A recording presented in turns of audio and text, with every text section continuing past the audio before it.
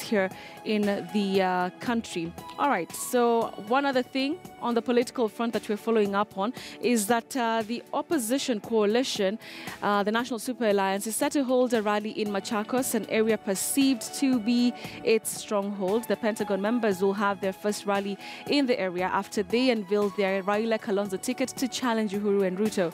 The visit to Machakos comes in the wake of differences between Machakos Senator Johnston Muthama and Wiper Party leader Kalonzo Musyoka. All right, I want to bring in my panelists right now to help me, just analyze this rally in Machakos. Martin Ndati and Charles Kipkule. Thank you very much for staying with me.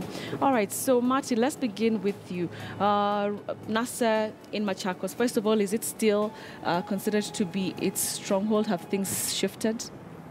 I think Ukambani will largely vote NASA.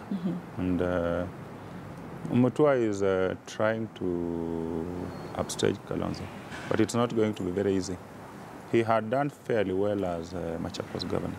But you know, when he blundered the other day and came out saying that he will be a presidential candidate in 2022, right. I don't think that was strategic, because he should have waited after, if he gets re-elected, then now you go out and say that, look, I want to wrestle the mantle from Kalonzo. So Kalonzo is going to fight to the hilt, because if he does not deliver Ukambani, then it means he will be losing control of the Ukambani bloc. And you see, he is sitting on the national table, and he's actually on that ticket because of virtue of they believe that he controls the Kamba bloc. He has managed to reorganize the Ukambani politics to a large extent. We saw him bring in Kibwana in Makueni. He's managed to balance the interest between Malombe and Gilu, which is strategic. You saw Gilu in Kakamega. Yes, yes. He's also managed to reorganize. Wavinya Ndeti has come in Machakos. And I think Machakos is one of the countries we really need to watch. If Wavinya was running on CCU, Mutua was going to have a walk in the park. Okay. But with the entry of Wavinya in Wiper, I think Mutua will really have to fight to retain the seat. And it's more strategic now for him to focus on retaining his seat than running around the way he's been trying to run around to build the party, which he needs for the future. But as of now, you remain relevant now, so that you become useful in the future. All right. Yeah. And considering what you're saying, that Ukambani is still considered to be largely a NASA stronghold, does Mutua's affiliation to Jubilee or relationship with Jubilee sort of like also put him at a very, questionable position? It will create a problem for him, because Ukambani is it's not very happy with the way Jubilee has handled their issues. So they will largely vote opposition. And Mutua affiliating himself, initially he had said he's a friend of Jubilee. But you see, being a friend of Jubilee and being in coalition are two different issues, which I think that time was more strategic. But coming out the way he did and now saying that he's supporting Jubilee, it will make his re-election quite a bit hard. Of course, he has done fairly well as governor, so he stands better prospects of re-election. But Wavinya is really going to give him a run for his money. Then there is the Mudama issue and Musila. Of course, Musila was not happy with the way Kalonzo handled the Kitui politics. Yes. And he was a Wiper chairman. He's running as an independent.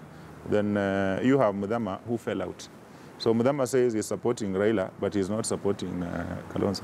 The same way Gideon is supporting Uhuru, but he's not supporting Ruto. But you see, Raila and Kalonzo are on the same ticket. Yes. Uhuru and Ruto are on the same ticket. So you can't say you are supporting one and not supporting the other. Okay. So it's going to be very interesting, because Mudama fell out. He was not happy with the way Kalonzo was handling some of those issues, and especially after locking out the deputy governor, because he believed that Kiala should have been given the ticket. But if Kiala got the ticket, Mutua was going to laugh all the way to the ballot, because he knew that would be a weaker candidate. Right. So bringing in Wavinya and then bringing in Mathuki, I think makes Mutua do some serious work. And now he'll not have time to run around in the other Ukambani counties trying to cause trouble for Kalonzo. Okay.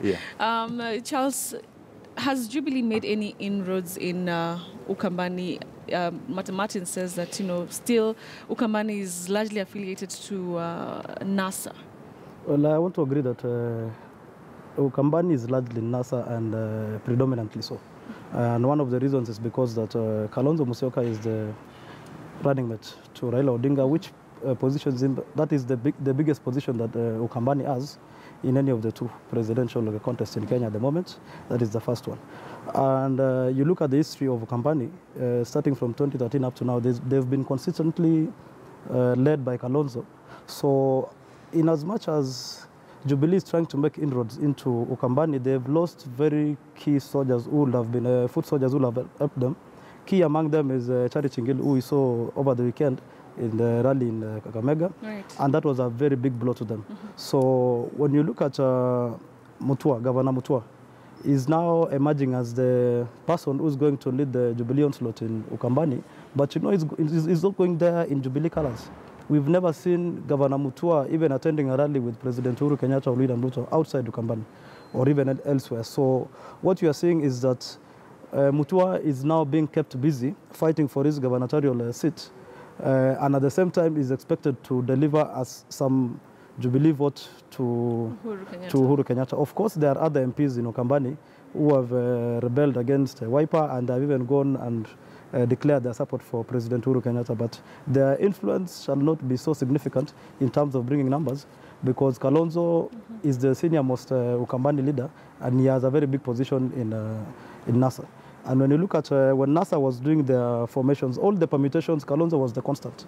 Kalonzo was the constant, either because he represents the eastern face of Kenya. Right. So whenever they were saying it's either Raila, Kalonzo, Musalia, Kalonzo, Yes, Kalonzo, yes. Musalia, Kalonzo was the constant there. And then putting that into consideration, why would Jubilee just let go of Charity Ngilu just like that? I think Jubilee did not let go of Ngilu.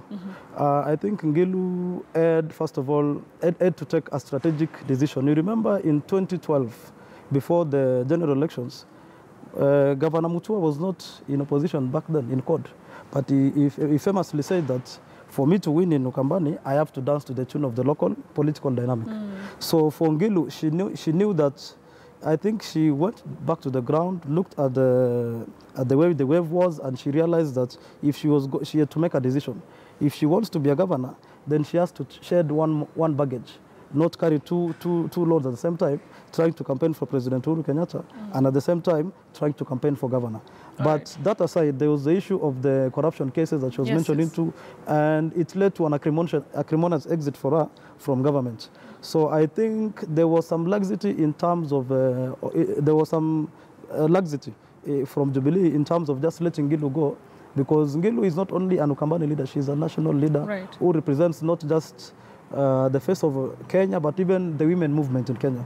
So she's a very big political asset that NASA has gotten. So in that perspective, it's a big blow to Jubilee in Ukambani, and she will deliver so much in terms